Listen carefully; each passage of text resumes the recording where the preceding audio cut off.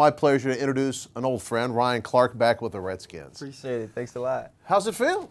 It feels good. Definitely feels like I left. I know sometimes people say it feels like I never left. Right. It feels like I left. It's different here. It's different people. But I'm excited. Good energy in the building, and just excited about the plan they have for me defensively, and also comfortable coming back to a place I know a lot about. You know, when you come on board with the team that you used to be with, you had 8 years in Pittsburgh. I mean, you've got some magic memories with that organization. What does the rest of your pro career look like to you? I don't know, man.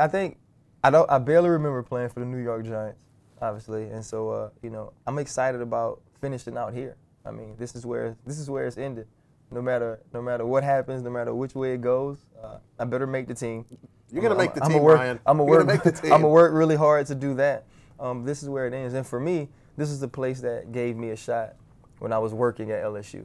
You know, when nobody else wanted to give me a shot or opportunity to play football, and so it's important that I come back and still see the same faces, see your face, Miss BJ, you know, at the front desk, and you know those things are important to me, just to have that level of comfort being somewhere. So I'm excited. Incredible story about this guy, and he mentioned LSU, and I know the story. You're there doing some fundraising, and then all of a sudden you're in pro football and you're excelling.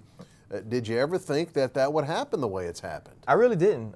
I kind of thought it was over. The day I was, you know, brought in here to do workout, I went to Will Muschamp's office to try to be a GA for the football team, and so that was my plan, you know, to coach football, and it was always my plan. I figured I'd play a couple of years, maybe here with the Redskins, and then be out of football again, and go try to coach football. But it didn't work out that way. God had another plan, and it's been an amazing journey, an amazing ride.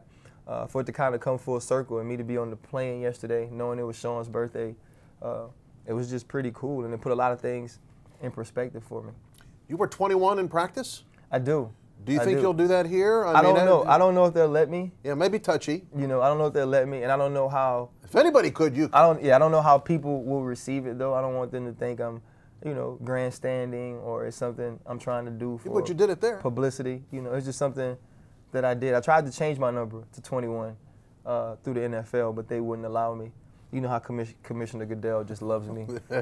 So they wouldn't allow me to. But, you know, I want to talk to, you know, Bruce and see how he feels about it. You know, with the world of Twitter today, I can always ask the fans, would they be offended if I do it? And if one person says I shouldn't or says that they'd be offended, then I won't do it. Well, if anybody would have the right to do it, it would be you. Your career in Pittsburgh, a lot of highs. Disappointed at the time. Now you're happy here, but how did it come down? Well, you know, I knew it was coming, honestly. 2012 was my best year as a pro. You know, I had never played better. And going into camp, Coach Tomlin was really adamant about me getting a contract extension. And it just never happened. You know, they never made it happen. And then we have a tough year. You know, we lose a lot of defensive players. We've been #1 secondary 2 years in a row. Now we aren't. And I felt like they thought we were getting older. You know, when you miss a couple of plays and you're 26, you just missed a couple of plays. But when you miss a couple of plays and you're 34, it means you're getting old. And that's just the way it works. So I understand that. And I think it really came down to the decision of move forward with Troy or move forward with me, because you don't want to lose us both at the same time. And obviously he was drafted there. He's a future Hall of Famer. So I think they made the right decision. And for me, I'm more comfortable sitting here today than I had been sitting in Pittsburgh the last year. So it's good for us. How do you fit in? I mean, you joke about needing to make the team, but this team has needed help in the deep end. And obviously you got Merriweather back there, a lot of conjecture as to where this thing's going to end up. How do you think you're fitting in? I don't really know. You know, I know they want me to come in and run the defense. You know, they want me to line guys up, help everybody get on the same page, not bust coverages, different things like that, which has kind of been a staple of the way I play football. So I'm very comfortable there. You know, D'Angelo and I have filled up our direct messages on Twitter even before this. Brandon and I also have spoken, and so I think those guys are excited about me coming. You know, we've all watched each other play for so long, so we know how we play the game. It's just going to be about getting that chemistry and getting things worked on. That's the things you start in OTAs, you start in the mini camps we're allowed to have here, and then training camp, being in Richmond and having to be together, having to bond in that way, I think is good for us. Got a lot of friends still in this area, no doubt about it. Any lingering bitterness over how it ended the first go-around for you here? You know, it was a lot I tweeted out something, you know, when this all started, and it was unprofessional. It was like three. Can't get those tweets back, can you? Yeah, it was like 3 different free agency periods balled into 140 characters for me. But it's nothing lingering. I wouldn't have came back, you know. And the good thing is, you know, you don't have to deal with contract people once anyway. Yeah. You know, but Eric Schaefer and I talk. I think he's a good man.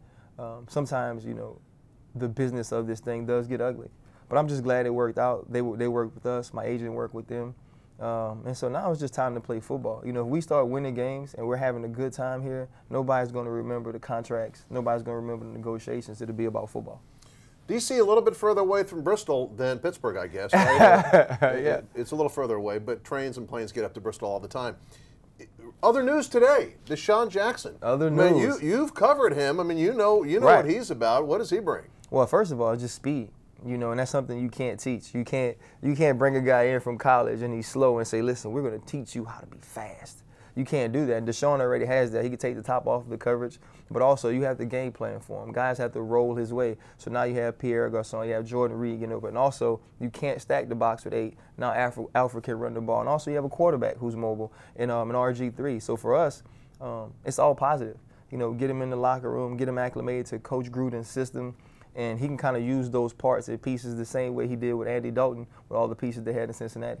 You will not find a better individual anywhere in the universe than Ryan Clark, and it's good to have him back in the burgundy and gold.